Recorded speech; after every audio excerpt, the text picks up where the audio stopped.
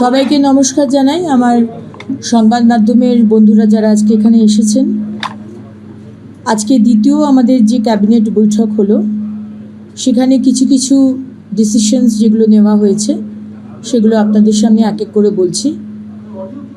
প্রথম হচ্ছে, শোনা যাচ্ছে? প্রথম হচ্ছে নারী ও শিশু উন্নয়ন এবং সমাজ কল্যাণ বিভাগের অধীনস্থ অন্নপূর্ণা যোজনা প্রকল্পের নীতিগত অনুমোদন। 2 নম্বর, 2026 সালের 1 জুন থেকে পশ্চিমবঙ্গ রাজ্যের সমস্ত সরকারি বাসে পশ্চিমবঙ্গের মহিলাদের জন্য বিনামূল্যে পরিবহন প্রকল্পের নীতিগত অনুমোদন। 3 নম্বর, রাজ্য সরকারি কর্মচারী এবং বিধিবদ্ধ সংস্থা, বোর্ড, নিগম, স্থানীয় সংস্থা, শিক্ষা প্রতিষ্ঠান ইত্যাদি কর্মচারীদের বেতন কাঠামো সংশোধনের লক্ষ্যে 7তম রাজ্য বেতন কমিশনের গঠন।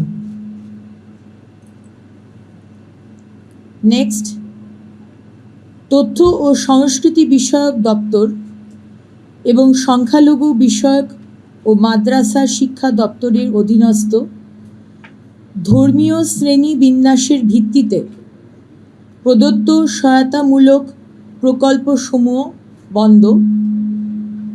এই মাস চলবে, পরের মাস থেকে এটা বন্ধ করা হচ্ছে।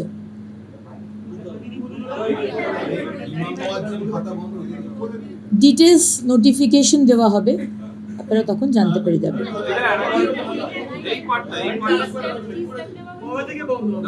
তথ্য ও সংস্কৃতি বিষয়ক দপ্তর এবং সংখ্যালঘু বিষয়ক ও মাদ্রাসা শিক্ষা দপ্তরের অধীনস্থ ধর্মীয় শ্রেণীবিন্যাসের ভিত্তিতে প্রদত্ত সহায়তামূলক প্রকল্পসমূহ বন্ধ। এই মাস চলবে, পরের মাস থেকে এটা বন্ধ করা হচ্ছে।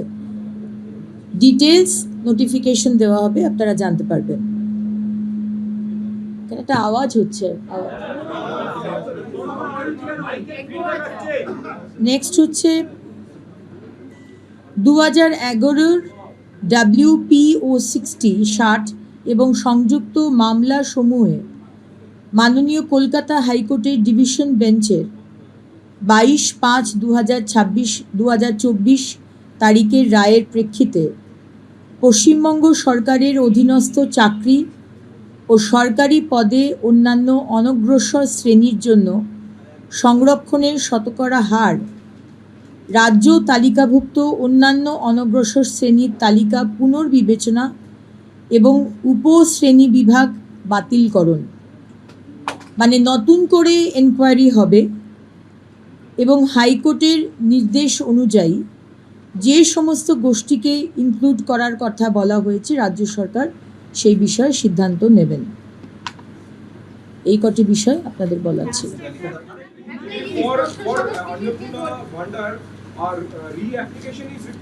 Yes, re-application is not required. যারা যারা লক্ষ্মীর ভাণ্ডার পেতেন তাদেরই নাম আবার করে অন্নপূর্ণার ভাণ্ডার, জাস্ট নামগুলো ট্রান্সফার হয়ে যাবে এই স্কিমে। না, ডাইরেক্ট ব্যাংক ট্রান্সফার হবে।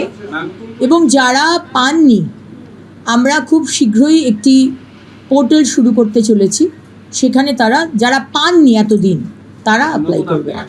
হ্যাঁ,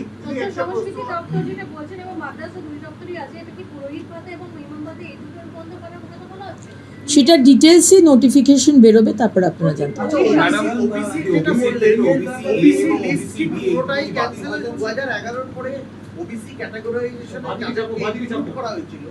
সেই লিস্টটা তো হাইকোর্ট বলেছিল পুরোটাই ক্যান্সেল করে নতুন করে এনকোয়ারি কমিশন বসিয়ে তৈরি করতে।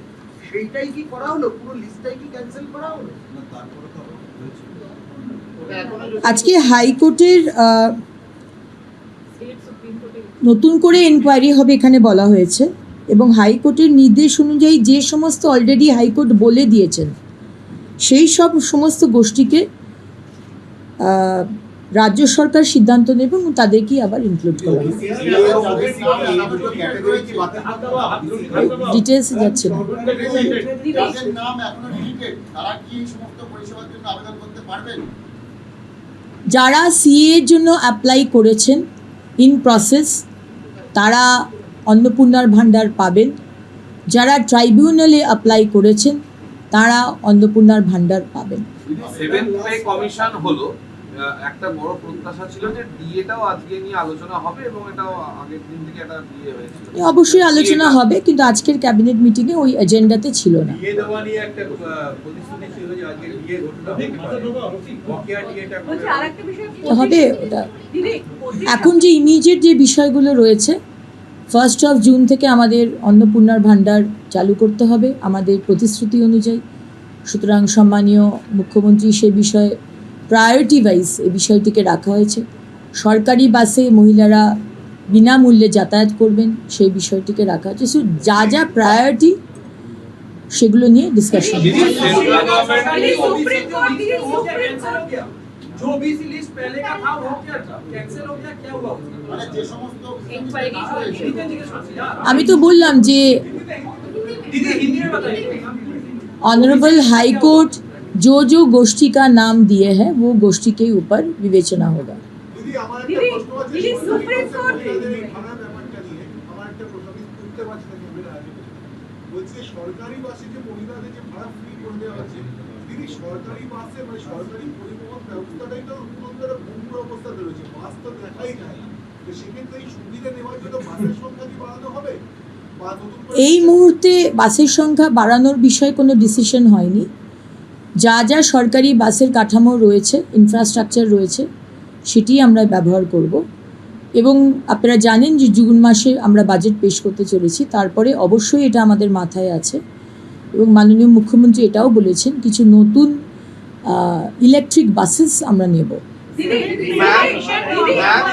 দিদি সুপ্রিম কোর্ট যে 25% কথা বলে দিল সেটা সবাই এখনো পায়নি, বিশেষত যারা অধ্যাপকরা যারা রয়েছে, মিউনিসিপ্যালিটি যারা রয়েছে সেই 25% বকেয়া দিয়ে তারা অনেকেই পাননি। সেগুলোর ক্ষেত্রে কিছু আলোচনা হয়েছে? আজকের ক্যাবিনেট মিটিংয়ে এইটুকুই যেটা আপনাদের বললাম ওইটাই আলোচনা। দীর্ঘদিন ধরে অনেক কেন্দ্রীয় প্রকল্প আটকে ছিল। তার মধ্যে একটি হচ্ছে জল জীবন মিশন, সেখানে একটি ছিল যে রাজ্যের সঙ্গে এমওইউ করতে হবে।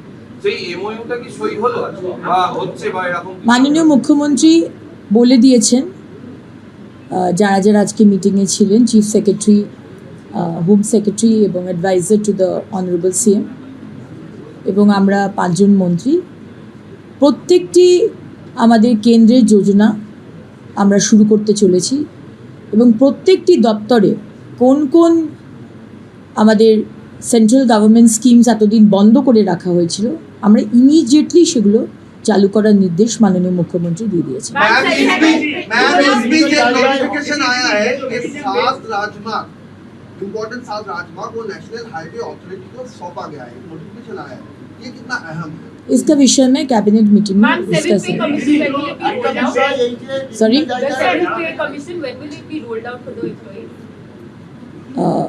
The date haven't been exactly discussed, but I'm sure when Honorable CM has said it, as soon as possible. दीदी जो स्कीम्स बंद की जा रही हैं रिवीजन बेस पर वो किस किस दफ्तर के अंतर्गत है? एक तो मदरसा का आपने, दूसरा और किन दफ्तर के अंतर्गत कौन कौन सी स्कीम है? थोड़ा नहीं, स्कीम्स कौन कौन सा बंद किया जाएगा वो आपको नोटिफिकेशन मिल जाएगा, उसके बाद ही आप कौन कौन सा दफ्तर? डिटेल्स हम अभी बता नहीं पाएंगे। আমরা মাননীয় মুখ্যমন্ত্রী এটা আজকে বলেছেন যে 15 দিন বাদ বাদ ক্যাবিনেট মিটিং হবে, so next 15 days। Financial assistance to madrasas will now be stalled from 1st of June, and also the scholarship program for Muslims, the Oikoshi program will all be stalled from 1st of June. No, scholarship programs won't be stalled. Yeah, scholarship programs won't be stalled. বিভিন্ন জায়গায় হকারদের report করা হচ্ছে। Financial assistance to madrasas. দেখুন সময়টা খুব কম এবং কাজটা অনেক বেশি, এবং আজকের ক্যাবিনেটের যে বৈঠক সেখানেও একটা শিডিউল টাইম রয়েছে, তার একটা এজেন্ডা রয়েছে, সে বিষয়ে আলোচনা হয়েছে। ডিএ বা অন্যান্য বিষয় অত্যন্ত গুরুত্বপূর্ণ এবং গ্র্যাজুয়ালি সেটা আলোচনা হবে। এখন রিসেন্ট যেটা আমাদের দেখতে হবে, যেটা আপনাকে বললাম, অন্নপূর্ণার ভাণ্ডার, যা যা আমরা প্রতিশ্রুতি দিয়েছি, সরকারি বাসে বিনামূল্যে যাওয়া, সামনে বর্ষাকাল, সুতরাং ড্রেনেজ, গার্বেজ পরিষ্কার, বিভিন্ন মিউনিসিপ্যালিটি এবং কর্পোরেশনে ডিফাঙ্ক্ট হয়ে রয়েছে, সমস্ত আগের সরকারের কাউন্সিলররা কাজ করছেন না, সুতরাং সেই কাজগুলো আমাদের তুলতে হবে যাতে মানুষের কোনো অসুবিধা না হয়।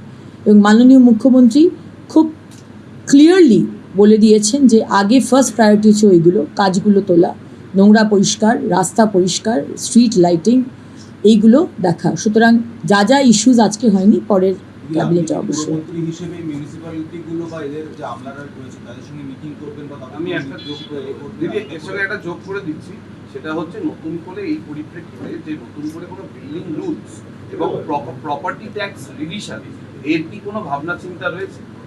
কোনো প্রপার্টি ট্যাক্স বাড়ানো বা কমানো হবে না, স্টেটাস কো মেনটেন করতে বলা হয়েছে, কোনো কিছু বাড়ানো বা কমানো হবে না, এটা মাননীয় মুখ্যমন্ত্রীর নির্দেশ। আমাদের ভিডিও ভালো লাগলে লাইক এবং শেয়ার করুন, কমেন্ট সেকশনে গিয়ে জানান আপনাদের মতামত। আরও ভিডিও পেতে আমাদের চ্যানেল সাবস্ক্রাইব করুন এবং প্রতি মুহূর্তে খবরের আপডেট পেতে প্রেস করুন বেল আইকন।